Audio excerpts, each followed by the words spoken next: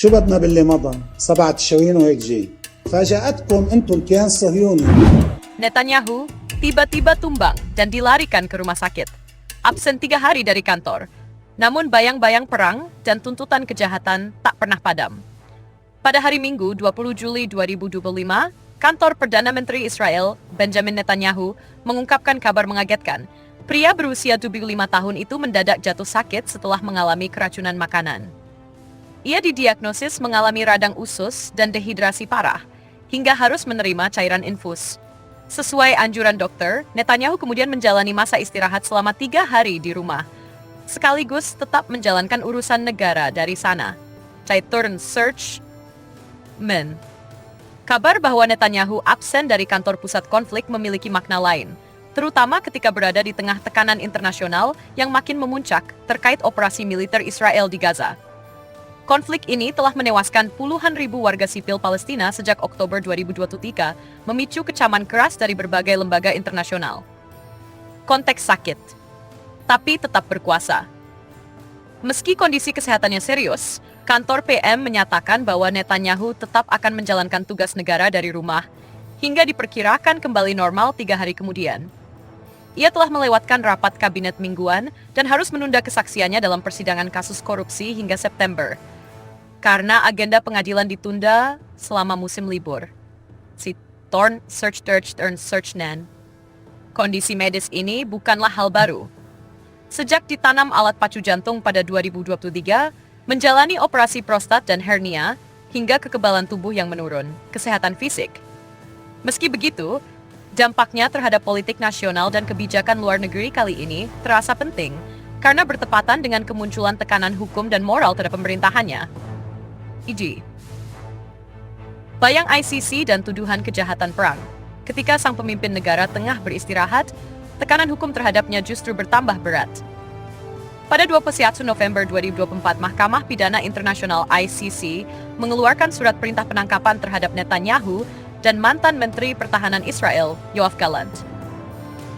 Tuduhan mereka berat, kejahatan perang seperti penggunaan kebijakan kelaparan sebagai senjata dan kejahatan terhadap kemanusiaan yang mencakup pembunuhan dan penganiayaan sistematis terhadap warga sipil di Gaza. Site Turn Search, Turn Search, Wapo 2. ICC menegaskan bahwa tindakan-tindakan tersebut diduga dilakukan antara Oktober 2023 hingga Mei 2024 dan masih menunggu proses hukum lebih lanjut. Meskipun Israel bukan anggota ICC, mayoritas negara anggota termasuk Inggris, Prancis, dan banyak lainnya diwajibkan menangkap Netanyahu jika ia memasuki wilayah mereka. Site Turn Search Prosessen. Israel sendiri dengan tegas menolak yurisdiksi ICC dan menolak tuduhan tersebut, menyebutnya sebagai manipulasi politik internasional. Site Turn Search. Tuduhan menggunakan kelaparan sebagai senjata konflik di Gaza telah menghuni citra Israel dalam krisis langka yang disebut oleh banyak pihak sebagai genosida kelaparan. LSM seperti Human Rights Watch bahkan menyebutkan bahwa pembunuhan massal terjadi di sekitar lokasi distribusi bantuan yang dikelola entitas seperti Gaza Humanitarian Foundation, yang menurut laporan malah menjurus menjadi bloodbath, alias darah tumpah saat warga mencari makanan. Turn News 24. B'Tselem dan Physicians for Human Rights Israel. Israel masuk ke dalam kelompok hak asasi internasional dari dalam negeri Israel yang secara terbuka menuduh pemerintah melakukan kebijakan genosida sistematis di Gaza. Site Turns 26. Sementara juru bicara PBB menyatakan bahwa tindakan Israel layak ditinjau sebagai potensi kejahatan perang oleh pengadilan independen. Site Turn Search Forwatch. Turn Search. IFI. Kekerasan mematikan di zona bantuan. Di tengah krisis kelaparan, korban terus berjatuhan. UN melaporkan bahwa sedikitnya 1.373 orang, sebagian besar warga sipil Palestina, tewas saat mencoba mengakses bantuan pangan sejak Mei hingga akhir Juli 2025. Aksi-aksi tembakan oleh pasukan Israel di titik distribusi telah menewaskan ratusan orang. Hingga Human Rights Watch menyebut lokasi bantuan GHF sebagai death traps yang mematikan. Site Turn News 22. Turn News 20. Di saat itu, Duta Besar AS ke Israel, Mike Huckabee, bersama utusan khusus Trump, Steve Witkoff, melakukan kunjungan simbolik ke Rafah. Tujuan mereka melihat langsung situasi dan merancang tata kelola bantuan yang lebih manusiawi, namun kritik pun muncul bahwa kehadiran mereka lebih banyak mencerminkan propaganda daripada upaya kemanusiaan seti. Saya Turn News 24. Turn News 25. V. Netanyahu sakit di tengah gelombang kritik dan trauma nasional. Sementara Netanyahu menghadapi konsekuensi hukum dan reputasi perang yang menyudutkannya, rakyat Israel sendiri tengah menghadapi kesedihan mendalam. Kekhawatiran, kemarahan, dan frustrasi terhadap harga kemanusiaan dari perang yang tak kunjung usai. Puluhan ribu warga Gaza telah menjadi korban. Internasional menyerukan resolusi dua negara, embargo senjata, dan kecaman global terhadap operasi militer Israel yang diduga melanggar hukum internasional. Site News 2. What? Turn News 22. Ketidakhadiran fisik Netanyahu justru menjadi cermin kegagalan kepemimpinannya. Bukan hanya soal kesehatan tubuh, melainkan juga legitimasinya sebagai figur politik dan moral. Ia menjadi simbol kepemimpinan yang absen, baik secara literal maupun figuratif, sementara negara yang dipimpinnya tertatih oleh tuduhan pelanggaran hak asasi.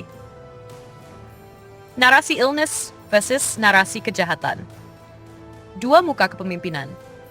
Narasi sakitnya Netanyahu sering dilihat sebagai insiden personal, namun saat dikaitkan dengan konflik Gaza, cerita itu menjadi bagian dari narasi lebih besar. Seorang pemimpin yang digugat karena kebijakan perang sedang tumbang saat dunia meminta pertanggungjawaban. Kontras ini tajam. Ia adalah pria yang menyatakan perang sebagai eksistensial, menyuruh warga Israel mengevakuasi diri tanpa jeda, lalu kini absen selama 3 hari saat negara masih menunggu gencatan senjata. Saat misif ICC, PBB, HRW, Amnesty, dan protes domestik menuding kebijakan perang rasis dan destruktif, kepemimpinan Netanyahu justru menampilkan wajah rentan di ranjang perawatan. Dampak politik internal dan diplomatik. Sakit Netanyahu muncul bertepatan dengan penuntutan terhadap salah satu asistennya yang tertangkap karena membocorkan rahasia militer ke media asing. Sebuah sidik kasus yang mencerminkan ketegangan internal tentang narasi perang dan penanganan tahanan sandera Hamas yang gagal melewati negosiasi gencatan senjata sebelumnya. Site Turn Search Fat. Sementara itu, pemerintah Belanda melarang masuk 2 menteri sayap kanan Israel, dan Uni Eropa mempertimbangkan penghentian dana program teknologi karena dugaan pelanggaran hak asasi Gaza. Tuduhan genosida dan kelaparan sistematis semakin mengokohkan tekanan internasional dan menghadirkan krisis diplomatik terhadap Israel yang dipimpin Netanyahu. Kesimpulan. Di balik sakit, terungkap kontradiksi kepemimpinan sakit Netanyahu, sejatinya bukan hanya soal keracunan makanan atau radang usus. Ia simbol kompleksitas sebuah kepemimpinan yang saat negeri perlahan terbelah oleh perang, sang pemimpin malah harus menghilang beberapa hari dari panggung dunia. Di saat rakyat Gaza terus kehilangan nyawa dan dunia internasional semakin menyerukan akuntabilitas, Israel di bawah Netanyahu justru bergerak mundur. Bukan hanya dari ruang publik, tapi juga dari legitimasi moral. ICC tetap mengeluarkan surat perintah penangkapan. Lembaga HAM dalam dan luar negeri menyebut kebijakan perang sebagai genosida. Dan Netanyahu sendiri kini sekamung di balik diagnosis medis yang dirilis sebagai informasi publik. Apa artinya ini? Bila seorang pemimpin harus beristirahat karena sakit, bagaimana nasib rakyat yang menderita karena kebijakan yang diadopsinya? Bila dakwaan kejahatan perang menggantung di leher, apakah orang yang menyatakan tindakan militer eksistensial ini bisa dipercaya memulihkan kepercayaan publik dan menyelesaikan konflik? Sementara Netanyahu berupaya pulih, dunia menuntut lebih daripada sekadar gencatan senjata. Dunia menuntut keadilan bagi korban, keluarga sandera, serta nilai hukum internasional yang dia langgar. Dan dalam kompleksitas ini, sakit Netanyahu menjadi simbol retaknya legitimasi kekuasaan yang mungkin tak lagi mampu berdiri tegak.